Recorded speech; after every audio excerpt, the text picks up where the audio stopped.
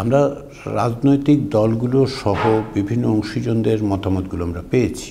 অংশীজনদের মধ্যে অনেকে আমাদের সঙ্গে সরাসরি কথা বলেছেন, সংগঠন হিসেবে, ব্যক্তি হিসেবে, প্রতিষ্ঠান হিসেবে। তো পাশাপাশি রাজনৈতিক দলগুলো তাদের লিখিত প্রস্তাব দিয়েছেন, ব্যক্তিগতভাবে অনেকে লিখিত প্রস্তাব দিয়েছেন। তো এগুলির মধ্যে থেকে কতগুলি বিষয় স্পষ্ট হয়ে উঠেছে যেগুলো আমরা বিবেচনা করছি। আমরা এই মুহূর্তে আসলে আমাদের সুস্পষ্ট যে সমস্ত সুপারিশ সেগুলো লিখছি, ফলে সব কিছু এখনও চূড়ান্ত নয়। কিন্তু আমি যেটা বলতে পারি সেটা হচ্ছে বেশ কিছু বিষয় অধিকাংশ অংশীজনদের কাছ থেকে আমরা শুনতে পেয়েছি। যেমন ধরুন, যেটা আমাদেরও বিবেচনা, সেটা হচ্ছে যে যাতে ক্ষমতার এককেন্দ্রীকরণ না ঘটে। আমরা গত 16 বছর যেটা দেখতে পেয়েছি সেটা হচ্ছে ক্ষমতার এককেন্দ্রীকরণ, এবং শুধুমাত্র গত 16 বছর তো নয়, গত 16 বছরে সবচেয়ে নগ্নভাবে আমরা দেখতে পেয়েছি, কিন্তু এটা আছে। তাহলে ক্ষমতার এককেন্দ্রীকরণের যে সমস্যা সেটা মোকাবিলা করতে হবে আমাদেরকে। দ্বিতীয় যে বিষয়টা এসছে সেটা হচ্ছে জবাবদিহিতার জায়গাগুলি তৈরি করা, যাতে করে প্রধানমন্ত্রী বলুন, অন্য যে কোনো ব্যক্তি বলুন, যেন এমন ক্ষমতার অধিকারী না হন যে তাকে প্রশ্ন করা যাবে না। সেই প্রশ্ন করার জায়গাগুলির জন্য ক্ষমতার ভারসাম্যের প্রশ্নটা এসছে। একদিকে এসছে যেটা রাষ্ট্রপতির সাথে ভারসাম্য তৈরি করা, কিন্তু আমরা কমিশনে যেটা দেখেছি, অন্যদের কাছ থেকেও যেটা দেখেছি, আমাদের বিবেচনার মধ্যে আছে, সেটা হচ্ছে যে এই ভারসাম্যটা শুধুমাত্র রাষ্ট্রপতির সঙ্গে না করে সংসদের মধ্যেও তৈরি করতে হবে। ফলে এটা একটা আমাদের অগ্রাধিকারের বিষয়। আমাদের অগ্রাধিকারের বিষয় হচ্ছে নাগরিকের অধিকারগুলি সুনিশ্চিত করা। আমরা যেন যে কোনো পরিস্থিতিতে নাগরিকের অধিকার লুণ্ঠিত না হয়। এটা আমাদের কাছে মনে হয়েছে যে বাংলাদেশ গণতান্ত্রিক রাষ্ট্র হয়ে উঠতে হলে নাগরিকের অধিকারগুলো সুরক্ষার ব্যবস্থা করতে হবে। এবং তারই পটভূমিকায় যেটা এসছে সেটা হচ্ছে বিচার বিভাগের স্বাধীনতার প্রশ্ন এসছে। আমরা সুস্পষ্টভাবে বিচার বিভাগের স্বাধীনতার ক্ষেত্রে কতগুলি সুপারিশ আমরা দেব, যাতে করে বিচার বিভাগ স্বাধীনভাবে কাজ করতে পারে। যার মধ্যে অনেকেই বলেছেন যে বিচার বিভাগের বিকেন্দ্রীকরণ দরকার। আমরা সেটা বিবেচনা করছি যে বিচার বিভাগের বিকেন্দ্রীকরণ দরকার। ক্ষমতার ভারসাম্যের ক্ষেত্রে যেটা আমরা অনেকের কাছ থেকেই শুনেছি যে সেটা হচ্ছে দ্বিকক্ষ বিশিষ্ট পার্লামেন্ট তৈরি করা। তো এগুলো আমরা অগ্রাধিকার দিয়ে বিবেচনা করছি। তো একটা কথা আমি আপনাকে বলি, আমাদের কমিশনের পক্ষ থেকে যেটা আমরা লক্ষ্য করেছি সেটা হচ্ছে নাগরিকদের কাছ থেকে যে পর্যায়ে আছেন, কী চান তারা চান এমন একটা গণতান্ত্রিক সমাজ যেখানে তার নাগরিকের অধিকার আছে, জবাবদিহিতার ব্যবস্থা আছে, ক্ষমতার এককেন্দ্রীকরণ নেই। এই জায়গাগুলো যেন নিশ্চিত করা হয়। তো সেইটাকে আমরা প্রাধান্য দিচ্ছি।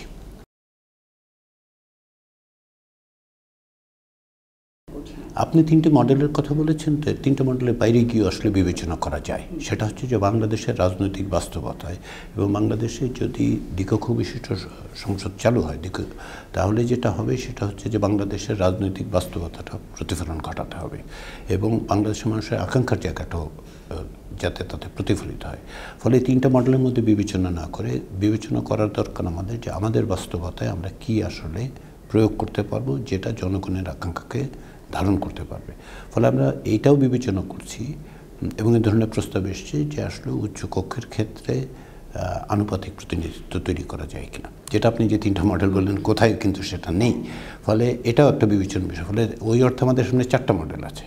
আমরা সবগুলি বিবেচনা করে দেখছি, তার কিছু ইতিবাচক দিক আছে, কিছু নেতিবাচক দিক আছে। সর্বোপরি বাংলাদেশে আসলে দ্বিকক্ষ বিশিষ্ট পার্লামেন্ট তো কখনোই চেষ্টা করা হয়নি। কেউ প্রস্তাব করেছেন কেউ আগে, কিন্তু তেমনভাবে ঠিক সিরিয়াসলি নেওয়া হয়নি। এখন আমরা বিবেচনা করছি, এটা আমরা খুব বেশ গুরুত্ব দিয়ে বিবেচনা করছি।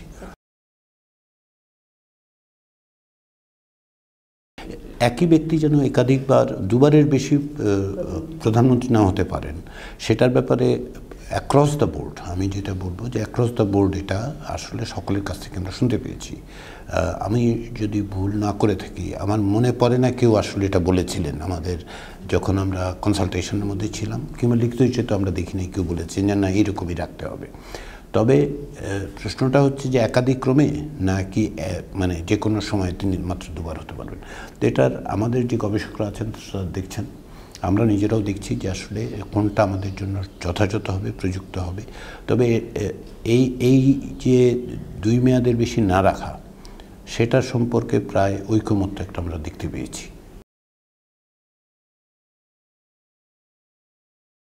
দেখুন, আমি যখন অগাস্ট মাসের শেষে সংবিধান পুনর্লিখনের কথা বলি, সেটা হচ্ছে রাষ্ট্রবিজ্ঞান পড়ার এবং বাংলাদেশের দীর্ঘদিনের ইতিহাস এবং সংবিধান পাঠ থেকে এটা আমার ব্যক্তিগত রিয়েলাইজেশন। যেটা আপনি যদি আজকেও আমাকে ব্যক্তিগতভাবে জিজ্ঞাসা করেন আমি কিন্তু একই উত্তর দেব। কিন্তু একটা দায়িত্ব আমি একা এই কাজে যুক্ত নয়, 9 জন ব্যক্তি যুক্ত আছেন। কিন্তু তার চেয়েও বড় জিনিস সেটা হচ্ছে স্টেক হোল্ডাররা আছে। এটা আমার একার মতের বিষয় না।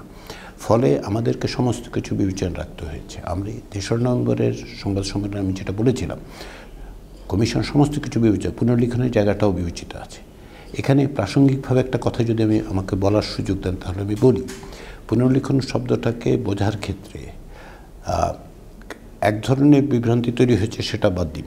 তার চেয়ে বড় কথা হচ্ছে বাংলাদেশের সংবিধান অতীতে দুইবার পুনর্লিখিত হয়েছে। আপনি যদি চান আমি আবার বলতে পারি, বাংলাদেশের সংবিধান অতীতে দুইবার পুনর্লিখিত হয়েছে। পুনর্লিখন মানে কি? পুনর্লিখন মানে হচ্ছে যে আপনি যে মর্মবস্তুর দিক থেকে পরিবর্তন করবেন। এটা 1975 সালে 4th সংশোধনীর মধ্য দিয়ে পুনর্লিখিত হয়েছে এবং 5th সংশোধনী দিয়েও হয়েছে। ফলে পুনর্লিখনের ঘটনাটা অতীতে ঘটেছে, কিন্তু অতীতে যতবার ঘটেছে সেটা ঘটেছে বাংলাদেশের নাগরিকদের অধিকার নিয়ে নেওয়ার জন্য। আমি যেটা বলছি যে এখন যে কাঠামো এবং 72 সাল থেকে যে সংবিধান জারি আছে, সেই সংবিধান আসলে নাগরিকদের অধিকার সংকুচিত করে। এবং আমি এটা 1983 সালে বলেছি, 1993 সালে বলেছি, লিখিত আকারে ছাপা আকারে আমি বলেছি যে বাংলাদেশে সাংবিধানিক একনায়ত্ত প্রতিষ্ঠার পথ সংবিধানে আছে। সেটা আমি এখনও বিশ্বাস করি। ফলে আপনার প্রশ্নের উত্তরে বলি, আমরা সমস্ত কিছু বিবেচনা করছি কমিশন, কিন্তু আমরা তো সুপারিশ করব। শেষ পর্যন্ত রাজনৈতিক দলগুলো, অন্তর্বর্তী সরকার সিদ্ধান্ত নেবেন যে তারা আসলে কী প্রক্রিয়ায় যেতে চান।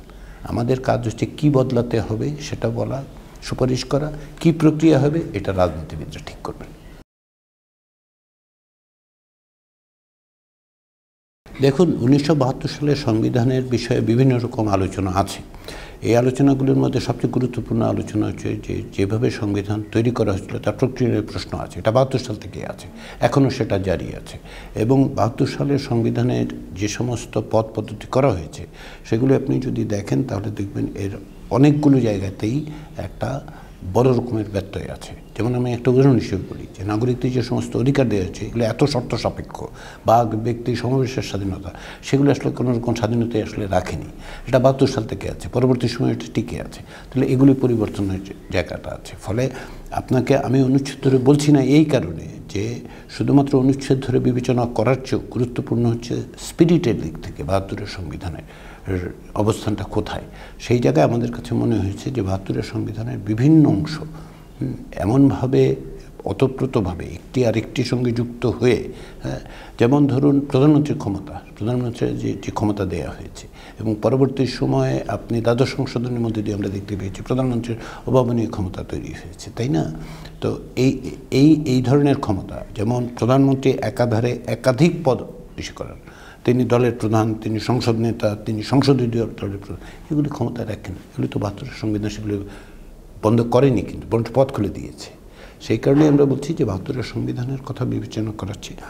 সমস্ত প্রক্রিয়াটা আমরা দেখি যে এখনকার বিদ্যমান সংবিধান, সে কারণে আমরা পর্যালোচনা করেছি। আমাদের যে টার্মস অফ রেফারেন্স তার 1 নম্বর জিনিস হচ্ছে সংবিধানের পর্যালোচনা করা। আমরা কিন্তু পর্যালোচনাটা করেছি। আমাদের যে প্রতিবেদন তার একটা অংশই পর্যালোচনা থাকবে।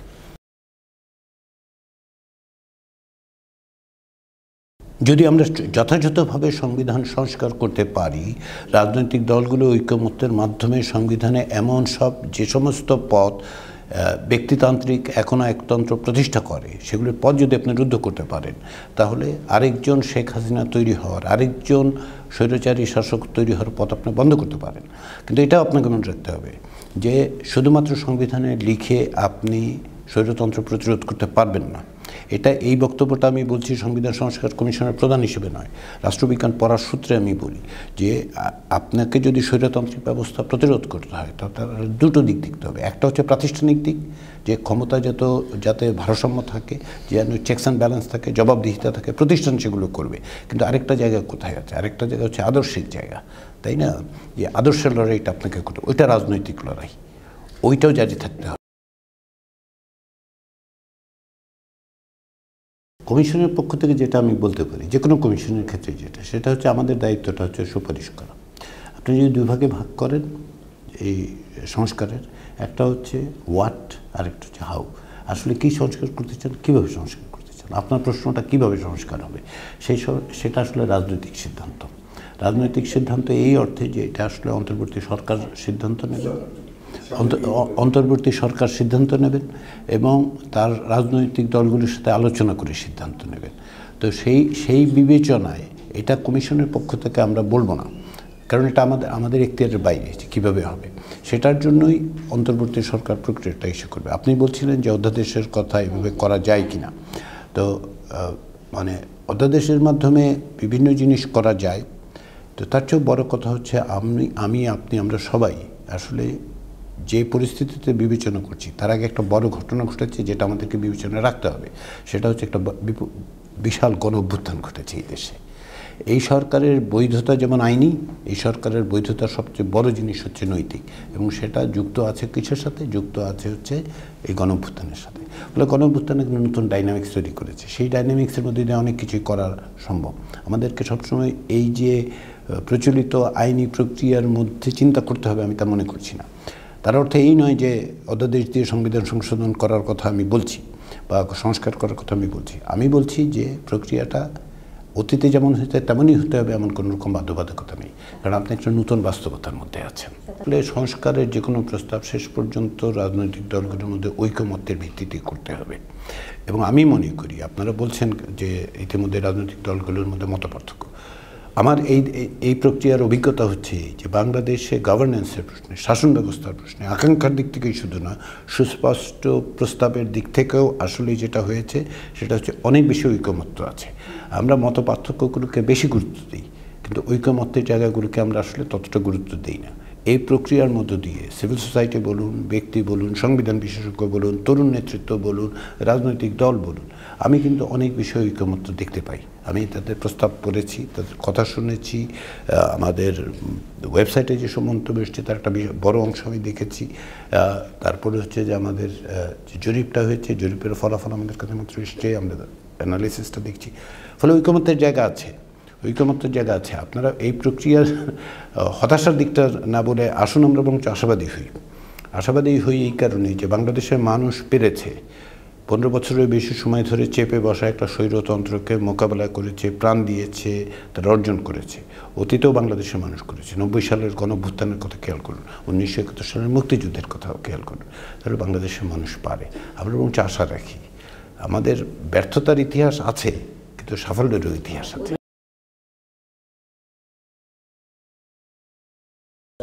এই প্রক্রিয়াটা আসলে ওই আলোচনায় সিদ্ধান্ত হবে, রাজনৈতিক দলগুলোর সাথে ইন্টারিম গভর্নমেন্টের আলোচনায় সিদ্ধান্ত হবে কীভাবে, যেটা আমি বলেছি। হাউ কীভাবে হবে এটা ওনারা বের করুন, কিন্তু কি করতে হবে এটা আমরা বলতে চাচ্ছি। আমাদেরকে দায়িত্ব দেওয়া হয়েছে কি করতে হবে, তাই তো, যে এইখানে এই পরিবর্তন, এইখানে এই সংস্কার, এইখানে এই সংশোধন, এইখানে এই সংযোজন, এইটা আমরা শুধু আমরা না, সবগুলো নির্বাচন সংক্রান্ত যে সংস্কার কমিশন কিংবা ধরুন চ্যালেঞ্জগুলোর কথা কি স্যার বলবেন নাকি বলে ফেলছেন?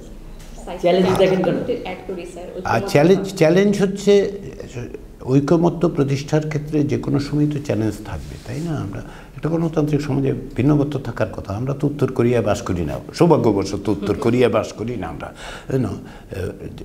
তো ফলে আমাদেরকে ওই জায়গাটা দেখতে হবে যে বিভিন্ন রকম চ্যালেঞ্জ থাকবে। রাজনীতি অনিশ্চয়তার জিনিস, তাই না? রাজনীতিতে নিশ্চিত কিছু না, ফলে অনিশ্চয়তা থাকবে, মতপার্থক্য থাকবে। আমরা পরস্পরের সঙ্গে কথা বলবো। রাজনৈতিক দলগুলো, দেশ চালাবেন রাজনীতিবিদরা, রাজনৈতিক দলগুলো জনগণের প্রতিনিধিত্ব করে, তারা কখনো কখনোই নির্বাচনের মধ্যে দিয়ে ম্যান্ডেট পান, তাই তো? এটাই হচ্ছে রাজনীতি। তো তারা সকলে মিলে একমত হতে পারলে অসম্ভব কি?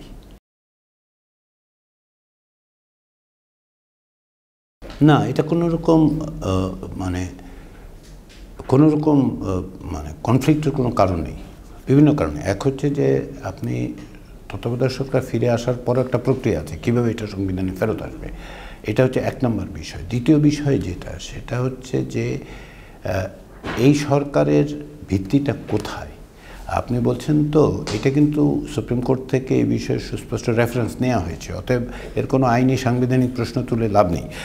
তার চেয়েও বড় কথা হচ্ছে এটার নৈতিক বৈধতা। নৈতিক বৈধতার জায়গাটা হচ্ছে যে একটা গণঅভ্যুত্থানের মধ্যে দিয়ে তৈরি হয়েছে, ফলে এটা একটা বিশেষ পরিস্থিতি তৈরি করেছে। মানে ফলে আপনাকে ওইভাবেই বিবেচনা করতে হবে, আমরা ওইভাবেই বিবেচনা করব যে এটার বৈধতার জায়গাটা ওইখানে, এটা কাজ করে অন্যভাবে। সংবিধানের শুধুমাত্র পঞ্চদশ সংশোধনী তো ঘটেনি।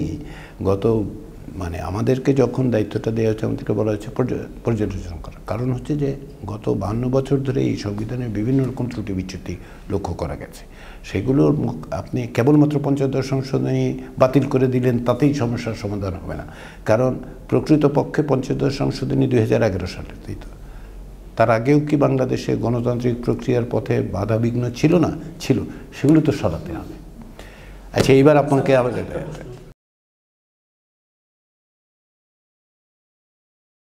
অনুচ্ছেদ 70 অনুচ্ছেদ নিয়ে দীর্ঘদিনের অভিজ্ঞতা বাংলাদেশে খুব সুস্পষ্ট।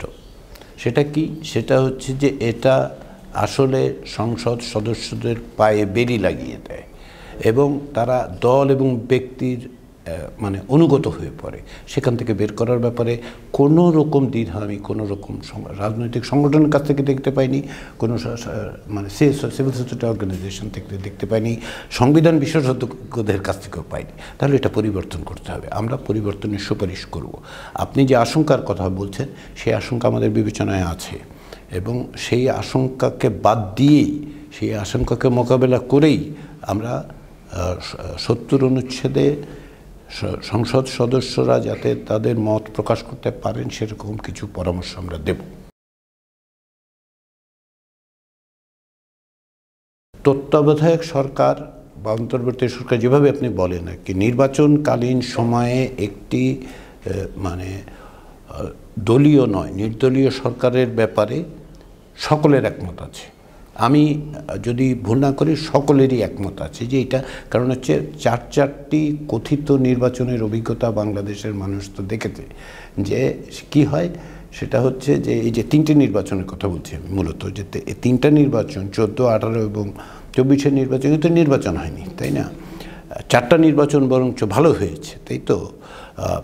তত্ত্বাবধায়ক সরকারের আওতায় 4টা ধরেন আপনি 91 আপনি 91টাও আপনি ধরতে 91, 96, 2001, 2008 এই 4টা নির্বাচন যেটা হয়েছে তত্ত্বাবধায়ক, সেগুলো ভালো হয়েছে, লোকে ভোট দিতে পেরেছে।